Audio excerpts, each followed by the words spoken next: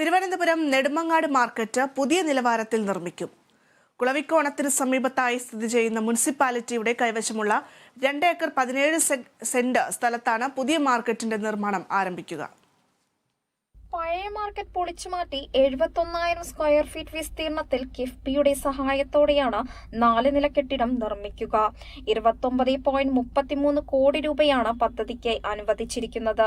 Basement floor, വാഹന parking, electrical room എന്നിവയ്ക്കായി നീക്കിവെക്കും.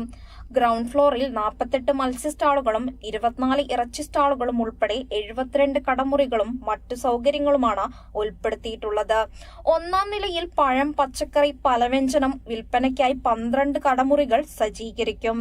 2-ാം നിലയിൽ ഫുഡ് കോർട്ടുകൾ ഉണ്ടാകും. എല്ലാ നിലകളിലും സ്ത്രീകൾക്കും പുരുഷന്മാർക്കും വിശാലമായ ടോയ്ലറ്റ് സൗകര്യം ഒരുക്കും. വാഹനങ്ങൾക്കുള്ള ചാർജിംഗ് സ്റ്റേഷനുകൾ, മാലിന്യ സംസ്കരണ പ്ലാന്റ് തുടങ്ങിയവ ഈ പദ്ധതിയുടെ പ്രത്യേകതയാണ്. പദ്ധതിയുമായി ബന്ധപ്പെട്ട സ്വാഗത സംഘ രൂപീകരണം നെടുമങ്ങാട് മുനിസിപ്പൽ ടൗൺ ഹാളിൽ നടന്നു. രൂപീകരണ യോഗം ഭക്ഷ്യ പൊതുവിതരണ വകുപ്പ് മന്ത്രി GR അനിൽ ഉദ്ഘാടനം ചെയ്തു. നെടുമങ്ങാട് നഗരസഭാ ചെയർപേഴ്സൺ CS ശ്രീജ അധ്യക്ഷത വഹിച്ചു. Kerala vision news, Thiruvananthapuram.